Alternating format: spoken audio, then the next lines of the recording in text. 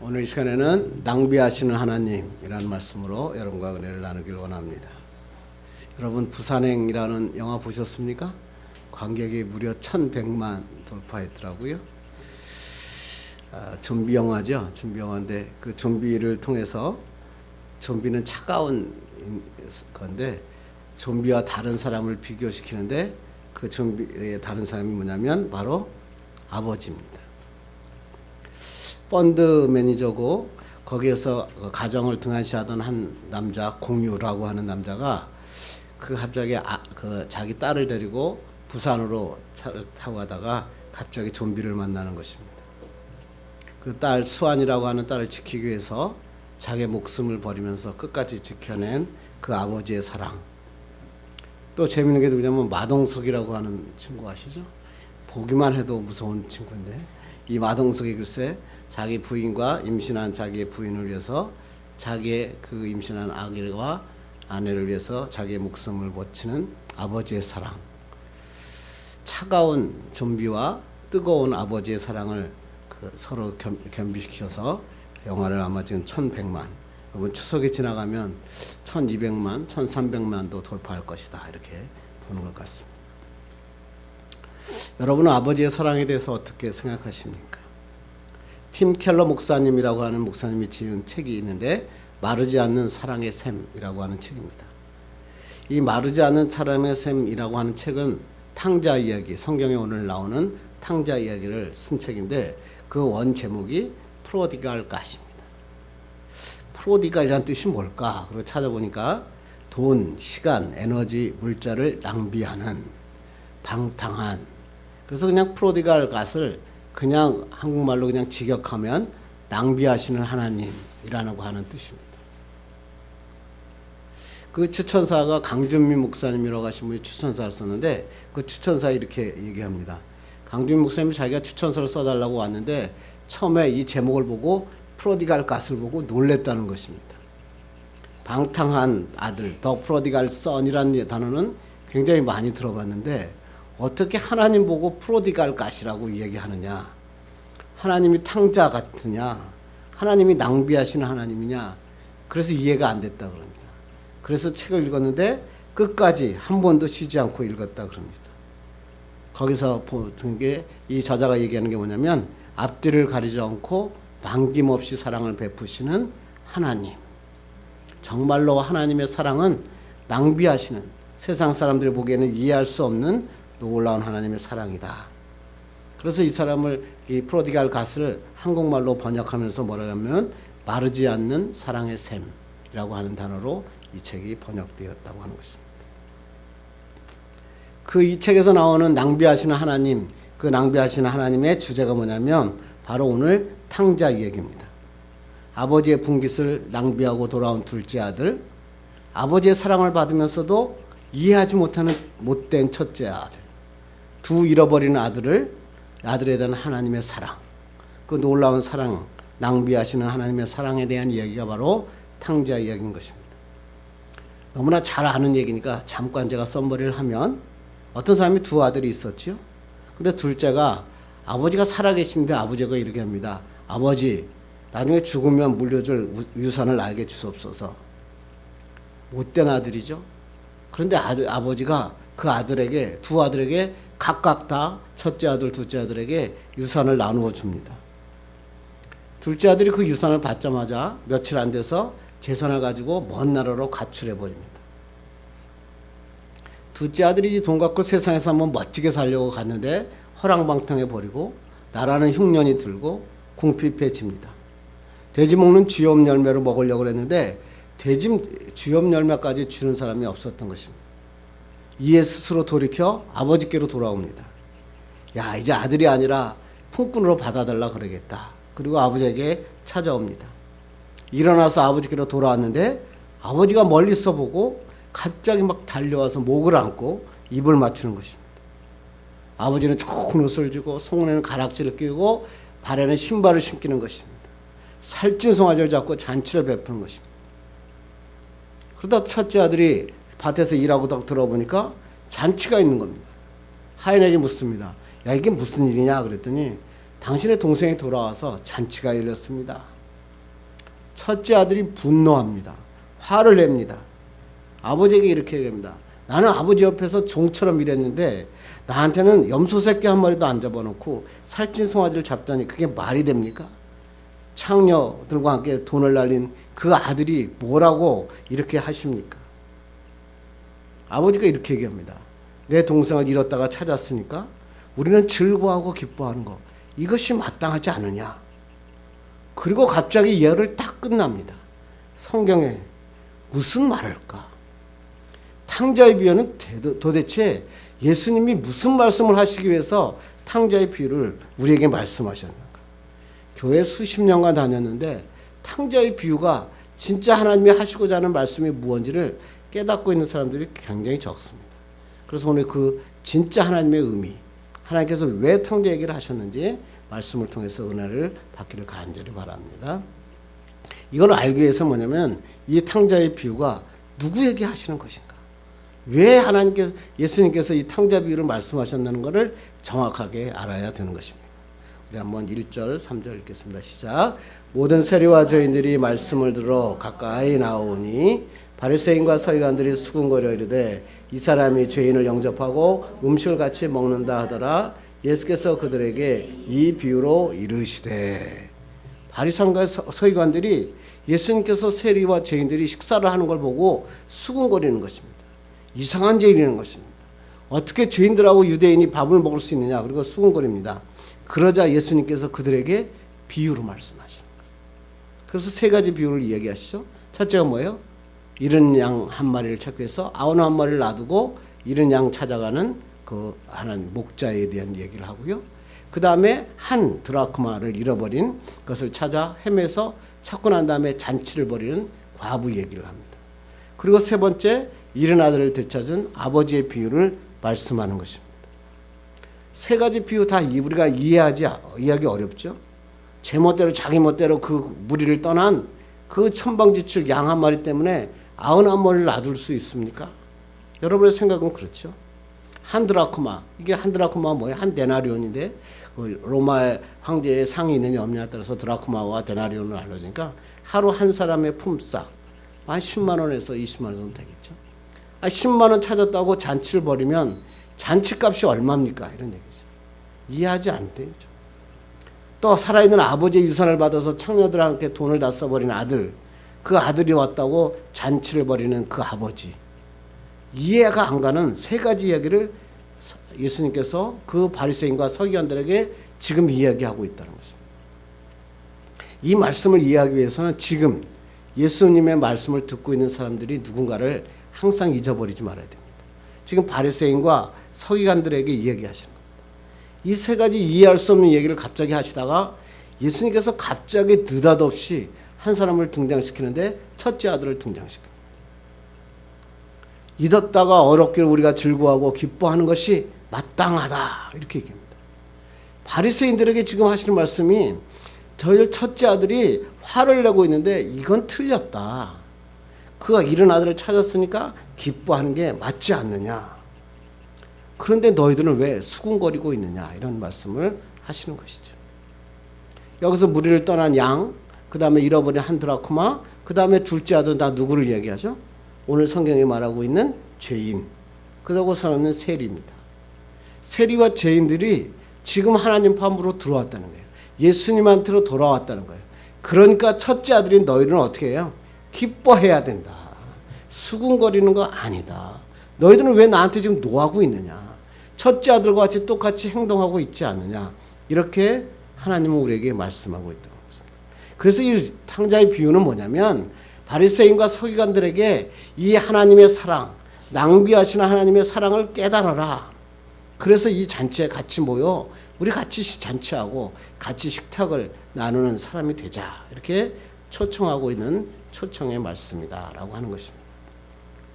그래서 오늘 이 말씀을 가지고 낭비하시는 하나님의 사랑은 과연 어떤 사랑인가 은혜를 나누기를 간절히 바랍니다. 이것을 알기 위해서 우리가 11절 12절 한번 읽겠습니다. 시작. 또 이르시되 어떤 사람에게 두 아들이 있는데 그 둘째가 아버지에게 말하되 아버지여 재산 중에서 내게 돌아올 분깃을 내게 주소서 하는지라. 지금 뭐냐면 아버지에게 지금 집을 떠나겠다는 거죠. 왜 떠날 거예요? 아버지에 대한 불만감이 있는 거죠.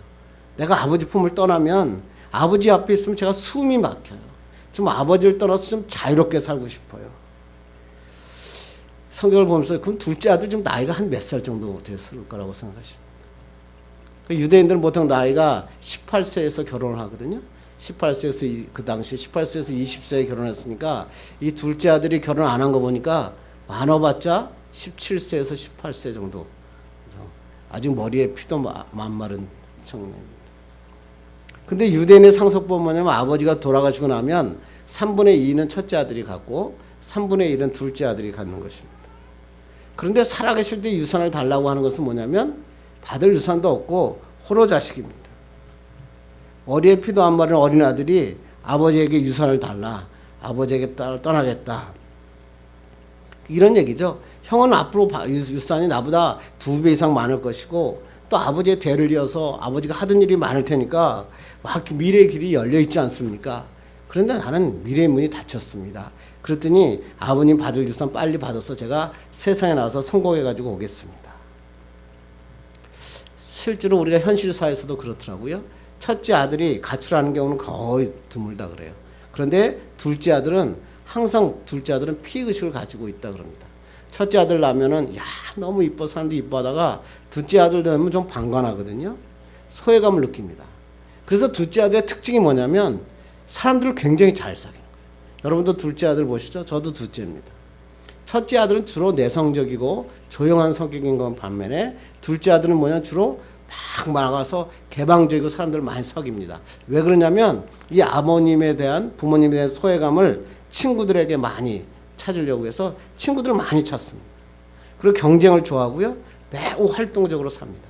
그리고 항상 언제 가출할까 이런 생각을 많이 한다고 그럽니다. 그래서 문화광범위에서 청소년의 가출을 한번 조사해 봤더니 중고생의 무려 71.1%가 나는 가출하고 싶다 이런 충동을 느꼈다 그렇게 하고요. 17.3%가 가출한 경험이 있다 이렇게 얘기합니다. 여러분은 언제 사람들이 많이 가출할 거라고 생각합니까? 중학교 때. 중학교 때가 무려 59.8%입니다. 고등학교 때는 그렇게 힘들고 공부해도 좀 적습니다. 16%. 그런데 지금 현대는 초등학교 4학년이 가출한 경우가 무려 14%나 됩니다. 그러니까 초등학교 4학년 때부터 뭐야? 가출하고 싶다 이런 생각을 많이 하는 겁니다. 그런데 왜 가출할까? 그리고 가출 원인을 조사해 봤더니 여성가족부를 조사해 봤더니 부모와의 갈등이 51.3%. 그리고 내가 자유로운 생활을 좀 하고 싶다 그래서가 25.5%. 공부하기 싫어서 18.5%입니다. 우리가 생각에는 야 공부하기 싫어서 얘네들이 가출하나 버렸더니 그 공부하기 싫은 것보다 뭐야 부모님만의 갈등이 벌써 2배가 넘습니다. 그래서 가출한 이유 대부분 뭐예요?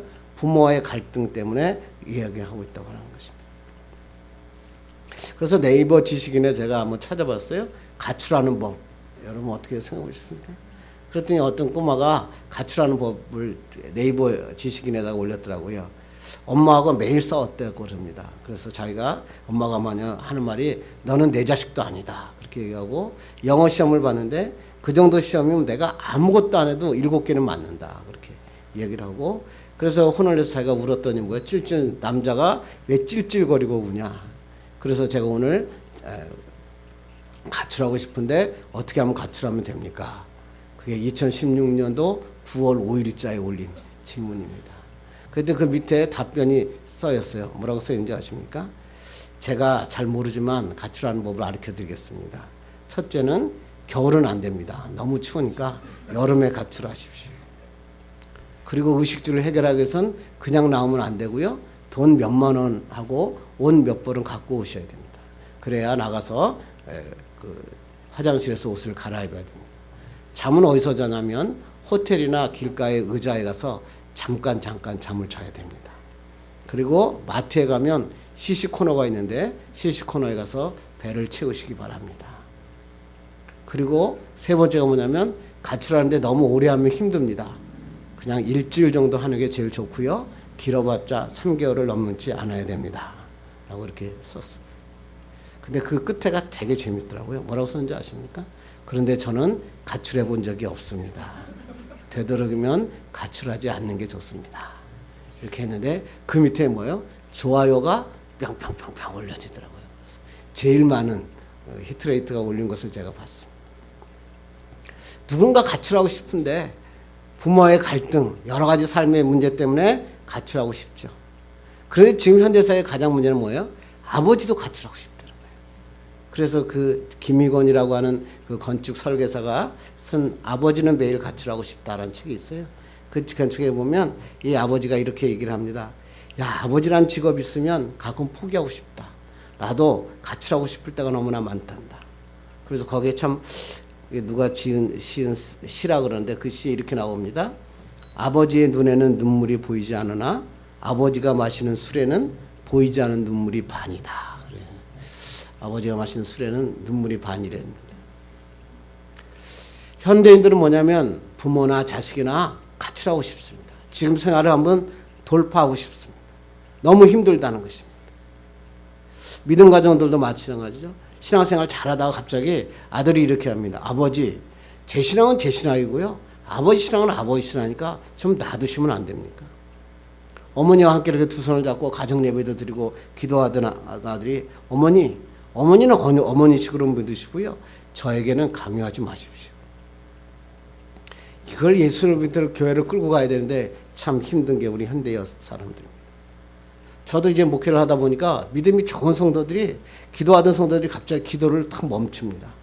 세상으로 나가겠다는 것입니다. 그래서 그러지 말라 그러면 저에게 이렇게 합니다. 목사님, 세상은 그렇게 단순한 믿음으로 사는 게 아닙니다. 그리고 나갑니다. 가슴 아픈 얘기죠. 이러한 그 가출하고자 하는 마음을 갖고 있는 그 아버지에 대한 반응이 뭘까? 오늘 아버지의 재산 중에서 내게 돌아올 분깃을 내게 주소서 그랬습니다. 유대인들에게 있어서 살아있는 아버지에게 유산을 달라는 말은 뭐냐면 아버지 지금 그냥 빨리 죽으십시오 이런 얘기입니다.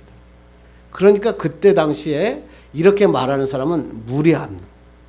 그래서 이 사람들은 당연히 아버지가 무리한 요구를 거절하고 그 다음에 뭐예요? 아들을 가문에서 축출한다. 그러니까 예수님께서 내게 돌아올 분깃을 주소서 하는지라. 그랬을 때 바리새인과 서기관들이 야, 저 아들 죽었구나 이제. 축출당하겠구나. 끝났구나. 그랬는데 예수님께서 잠시 머무르시고 이런 얘기를 갑자기 하시는 겁니다. 다시 한번 볼까요? 시작. 아버지여 재산 중에서 내게 돌아올 분깃을 내게 주소서 하는지라. 아버지가 그 살림을 각각 나눠 주었더니 가문에서 쫓아낼 줄 알았더니 뭐예요? 각각 첫째 아들도 나눠주고 둘째 아들도 나눠주는 겁니다. 이해할 수 없는 것입니다. 아버지께서 아들의 요구를 들어주는 것입니다. 충격적인 아버지의 반응입니다. 여러분 지금 유대인들 바리새인과 서기관들 이야기를 들을 때 충격적으로 받는 것입니다. 죽일 그 무리한 아들을 그 말을 들어주는 그 아버지의 사랑 이해할 수 없다라고 얘기하는 것입니다. 아들은 이미 아들의 길을 포기했는데 아버지는 영원한 아버지의 모습을 지키고 있는 그 모습을 보면서 예수님은 무슨 얘기를 하시냐면 낭비하시는, 무모하시는 아버지의 사랑을 이야기하시는 것입니다. 그런데 이 사람이 떠났더니 어떤 일이 나타납니까? 한번 읽겠습니다. 시작. 그 며칠이 안 되어 둘째 아들이 재물을 다 모아가지고 먼 나라에 가 거기서 허랑방탕하여 그 재산을 낭비하더니 다 없앤 후 그날에 크게 흉년이 들어 그가 비로소 궁핍한지라. 돈 받았더니 뭐야? 나가버린 것입니다. 우리 속담에 이런 말 있죠? 집 떠나면 고생이다. 그러지? 오늘 성경에 하는 건 뭐예요? 아버지 떠나면 생고생이다. 이런 거죠. 궁핍해졌습니다. 돼지 열매도 없었습니다. 하나님을 떠난 자의 결론은 뭐냐면 하나님의 관계가 단절되면 궁핍이 찾아오는 거예요. 영혼의 궁핍, 마음의 궁핍, 삶의 궁핍이 찾아오는 것입니다. 아담과 하와가 하나님의 관계가 단절되고 에덴 동산에서 나오면서 고생의 문이 열리고 어려움이 시작되는 것입니다. 행복하게 사는 법 뭐냐면 하나님 품으로 돌아오는 것입니다. 세상에 내가 있어 해서 내 힘으로 살 것 같고 돈이면 다 살 것 같지만 성경에서 말하는 하나님의 인생, 그리스도의 인생은 뭐냐면 주님 앞으로 돌아오라. 하나님께서 오늘도 우리에게 말씀하는 것입니다. 이 둘째 아들이 17절 이렇게 씁니다. 시작. 이에 스스로 돌이켜 이르되 내 아버지에게는 양식이 풍족한 품꾼이 얼마나 많은가. 나는 여기서 주려 죽는구나. 성경에서 보니까 스스로 돌이켜. 자기 자신을 되돌아보았다. 내가 왜 이렇게 살고 있는가? 그런데 성경에서 말씀하시는 이 스스로 돌이키는 것은 내가 한 게 아니라 누가 주시는 거예요? 성령께서 부어주시는 거예요. 여러분의 인생의 삶을 사다가 신앙생활하다가 갑자기 내가 세상 길로 갔다가 갑자기 하나님의 내 삶에 갑자기 은혜를 주시는 거예요. 야, 내가 이렇게 살아도 되냐? 내가 이렇게 기도 안 하고 내가 믿음 생활해도 되는가? 스스로 돌이킬 때가 있는데 그때가 누구라고요? 성령께서 내 마음을 추장하시는 것입니다. 어떤 노래 중에서 이런 노래가 있다 그럽니다. 세상의 풍경 중 제일 아름다운 풍경은 모든 것들이 제자리로 돌아오는 풍경이다. 하나님이 제일 원하시는 것은 뭐냐면 우리 그리스도인들이 자기의 자리로 다 돌아오는 것, 그것이 최고의 행복이다. 하나님께서 우리에게 말씀하는 것입니다. 여러분의 삶에 혹시 하나님을 떠나 있으십니까? 생각이, 마음이 조금이라도 떠나 있다면 오늘 성령의 역사하심으로 제자리로 돌아오는 여러분 되기를 간절히 바랍니다. 돌아오면 기적이 일어나고 축복이 일어나는 것입니다. 오늘 보니까 그 하나님의 사랑에 대해서 한번 얘기합니다. 20절 읽겠습니다. 시작. 이에 일어나서 아버지께로 돌아가니라. 굉장히 중요한 말씀입니다. 듣는 사람이 지금 이에 일어나서 아버지께로 돌아가니라. 둘째 아들이 돈 다 낭비하고 허랑방탕에 살다가 돈 낭비하고 돌아왔습니다. 듣는 사람들이 뭐라 그럴까요? 야, 저거 들어오기 전에 다 죽었다. 그때 당시에 유대인들은 뭐냐면 허랑방탕하여 돌아오는 아들은 돌로 쳐 죽였습니다. 그러니까 사람들이 지금 뭐냐면 야, 저 아들 이제 들어와서 죽겠구나. 그런데 이 성경의 이야기는 예수님은 잠깐 멈추셨는데 이들의 머릿속에는 돌로 쳐 죽이는 장면이 머릿속에 들어오고 있는 겁니다. 바리새인과 서기관들은 벌써 제 마음에 돌을 준비하고 있습니다. 저 아들 내가 죽이겠다. 그런데 예수님은 달라졌죠. 예수님께서 뭐라고 하시나 봅시다. 시작. 아직도 거리가 먼데 아버지가 그를 보고 측은히 여겨 달려가 목을 안고 입을 맞추니. 중동 지방에는요 20세 넘은 남자들은 절대 뛰지 않습니다. 특히 그 아버지와 같이 이렇게 명망 있는 사람들은 이 뛴다는 것은 아주 커다란 불경입니다. 그런데 아버지가 오늘 지금 보니까 달려갔습니다. 왜 달려갔을까요? 사람들이 탕자의 비유를 읽으면서 이 말을 잘 이해하지 못하더라고요. 그 사람을 사랑하고 아들을 사랑했기 때문에 달려갔겠죠. 그런데 이 달려간 이유는 뭐냐면 사람들이 지금 동네에서 들어오면 돌로 쳐서 죽이기 때문에 돌로 죽이는 것을 막기 위해서 지금 아버지가 막 달려가서 아들을 품에 안는 것입니다. 돌로 치지 말라는 겁니다. 그래서 그 아들을 보호하기 위해서 지금 아버지가 막 달려가서 목을 안고 입을 맞춘 것입니다.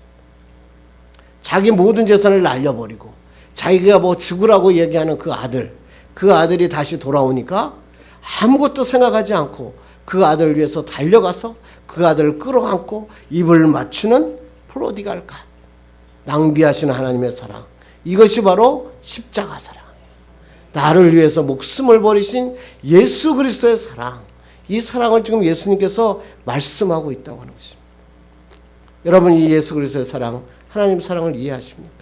나 같은 거를 살려주셔서 주의 종을 삼으시고 하나님의 복음을 전하게 하시는 그 하나님의 사랑. 여러분 죽어도 그렇게 죽을 거, 길거리에 내앉아서 다 죽었네. 그런데 하나님이 살리셔서 오늘도 예배하게 하시는 그 하나님.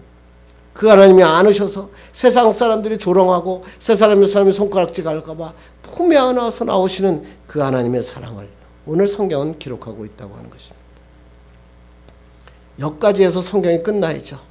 여기까지 예화가 끝나야 됩니다. 왜? 잃어버린 양도 그렇고 잃어버린 드라크마도 그런데 갑자기 예수님께서 하나 남았다 그러면서 이야기하시는 분 누구예요? 첫째 아들입니다.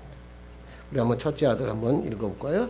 28절 읽겠습니다. 시작. 그가 노하여 들어가고자 하지 아니하거늘 아버지가 나와서 권한대 아버지께 대답하여 이르되 내가 여러의 아버지를 섬겨 명을 어김이 없거늘 내게는 염소 새끼라도 주어 나와 내 벗으로 즐기게 하신 일이 없더니.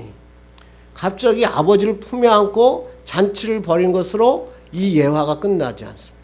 이 비유가 끝나지 않고 그 다음에 진짜 주인공, 오늘 예수님이 하시고 싶은 첫째 아들을 등장시킵니다. 그리고 첫째 아들이 뭐라고요? 아버지를 가서 왔는데 화를 냅니다. 동생이 왔으니까 너무 기뻐서 우리 동생이 왔구나. 그러고 가서 껴안을 줄 알았더니 뭐예요? 동생이 어머니가 화를 납니다. 그러면서 뭐라고 해요? 내가 지금 여러의 아버지를 섬겼다. 그렇죠. 언어에 보니까 섬겼다라는 뜻이 뭐냐면 종으로 섬겼다 이런 뜻입니다. 그러니까 뭐냐면 내가 여태껏 아버지를 종처럼 섬겼는데 너 어떻게 그럴 수 있느냐라고 일하는 것입니다. 이 말씀을 읽다가 예수님이 하시는 말씀이 여기에 있었어요. 이 첫째 아들은요, 아버지를 섬겼는데 아들로 섬긴 게 아니라 종으로 섬긴 거예요. 아들로 섬긴 것과 종으로 섬긴 것의 차이점이 뭐죠? 아들로 섬기면 사랑으로 섬깁니다. 우리 아버지, 그 아버지 난 너무 좋아서 아버지가 하라는 대로 하겠습니다. 아버지가 원하는 대로 하겠습니다. 그렇게 중심이 아버지한테 가 있는 겁니다. 그런데 종은 중심이 어디 있는 거죠? 돈입니다. 내가 여기서 일하면 내가 한 달에 얼마를 받고 품삯이죠. 품삯 때문에 일하는 사람들이 종들입니다. 지금 이 첫째 아들의 고백은 뭐냐면 나는 아버지를 섬겼는데 뭐 때문에 섬겼다고요? 돈 때문에 섬겼다. 그렇게 얘기하는 것입니다. 자기 중심적인 아들이죠.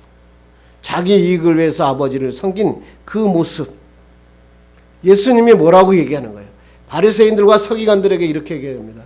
너 예수 믿는데 하나님을 섬겼는데 하나님을 섬기는 것이 하나님의 사랑 때문이 아니라 내가 받을 돈, 내가 받을 축복, 세상에서의 성공을 위해서 지금 하나님을 섬기고 있지 않느냐. 위선자 바리새인들아, 이렇게 예수님께서 말씀하고 있습니다.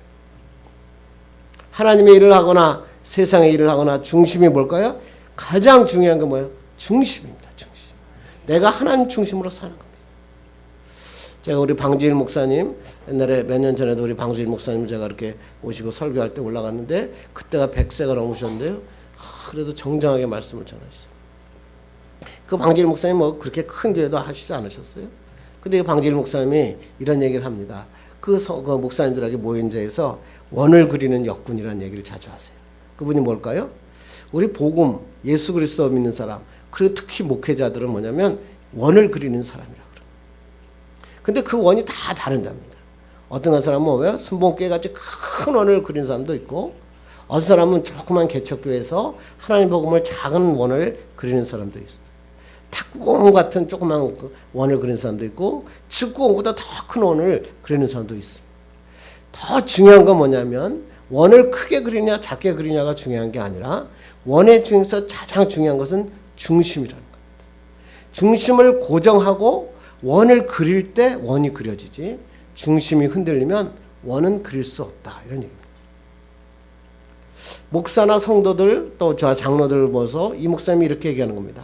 하나님 주신 달란트가 다 다르다는 겁니다.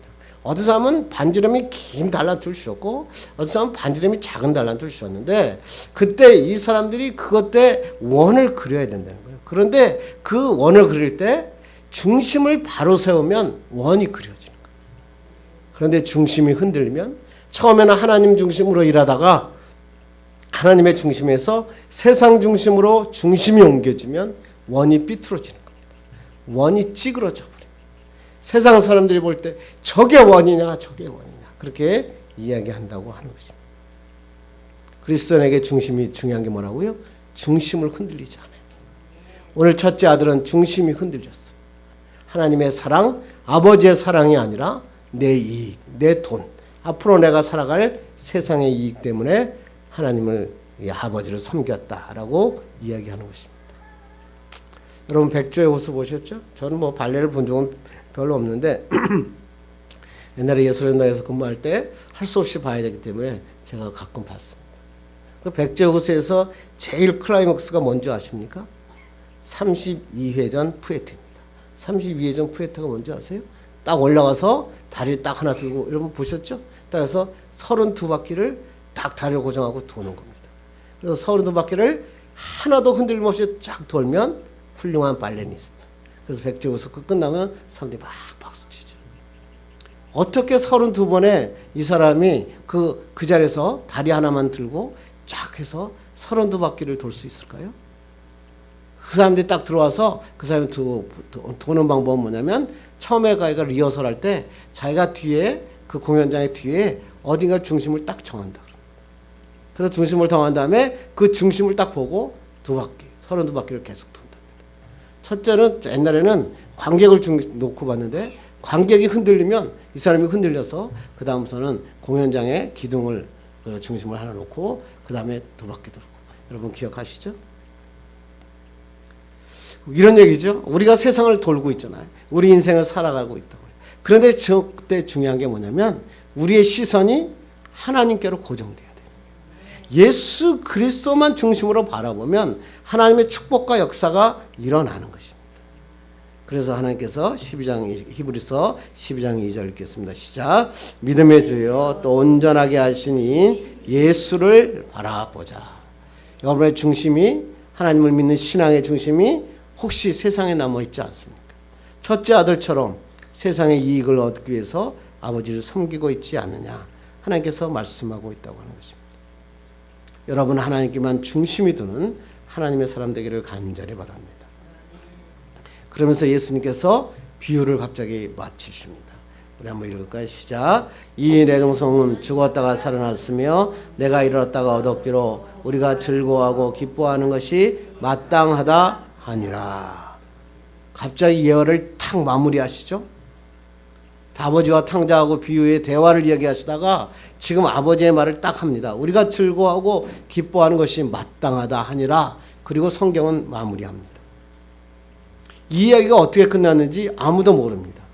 큰아들이 잔치에 참여했을까요? 아니면 큰아들이 참여하지 않았을까요? 그거 중요하지 않죠.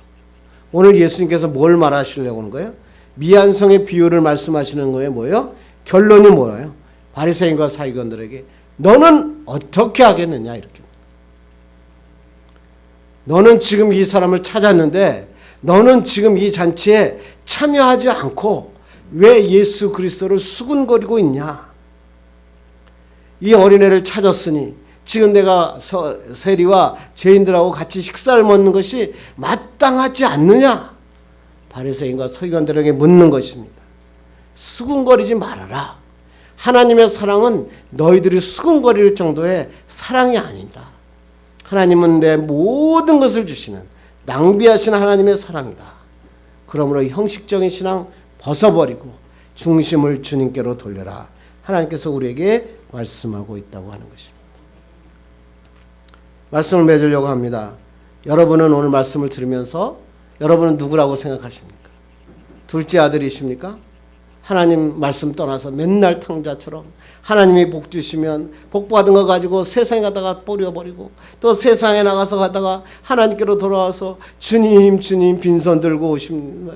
아시지요 아시지요. 매일 기도원에 가서 하나님 앞에 기도하면서 또 하나님이 또 품어주시면 또 나가가지고 세상에 나가서 하나님 뜻대로 살겠습니다. 입으로는 말하고 하나님이 축복 주시면 또 세상에 나가서 버려버리고 그런 둘째 아들처럼 지금 살고 있지는 않으신가?